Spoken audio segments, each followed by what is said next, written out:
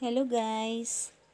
Ayan, meron akong nakitang video sa FB na ang itong dahon daw ng oregano tsaka itong efficacent ay effective daw sa pagtanggal ng lamok.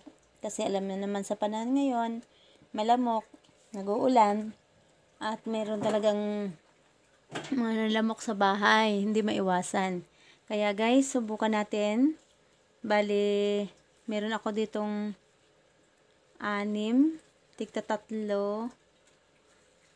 Bali, dudurugin ko lang siya.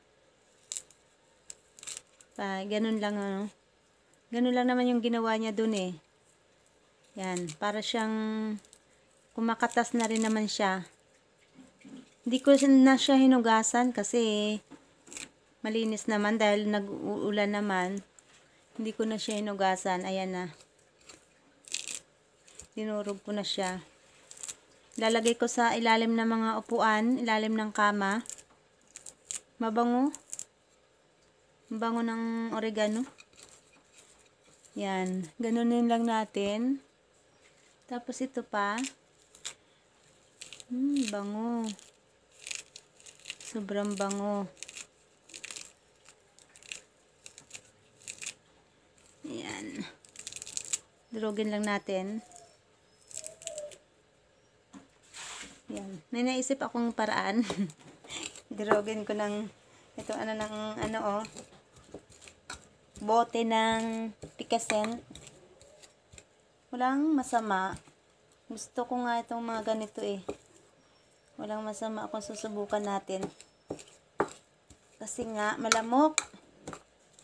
May naiging sa tainga kapag nakahiga ka na. Istorbo sa tulog. Ayan. Tapos lalagyan na natin siya.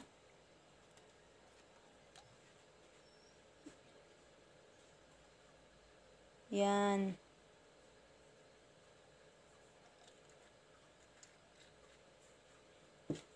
Ayan.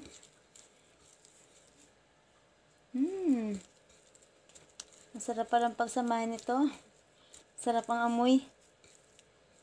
Ayan guys, meron ako ditong ayan cup ng puto. Puto cup. Lagay na natin dito. Tapos ilalagay ko sa ilalim ng kama. Ayan. Bale, 3 pala ang gagawin ko dito.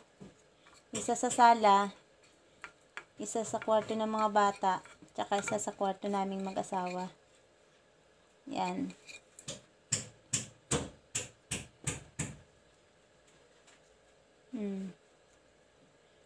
Thanks for watching. Ayan guys, 3 sila.